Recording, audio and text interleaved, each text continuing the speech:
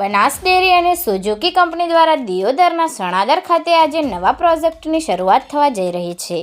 ગોબર ગેસના નવા 5 બાયો સીએનજી પ્લાન્ટની કરાશે શરૂઆત. 250 કરોડના ખર્ચે શરૂ થનાર આ નવા પ્રોજેક્ટમાં બનાસ ડેરી, સુઝુકી અને એનડીડીબી કંપની સાથે મળીને કરશે નવા પ્લાન્ટની શરૂઆત. બાયો સીએનજી પ્લાન્ટની આજે દિયોદરના સણાદર ખાતે કરશે શરૂઆત.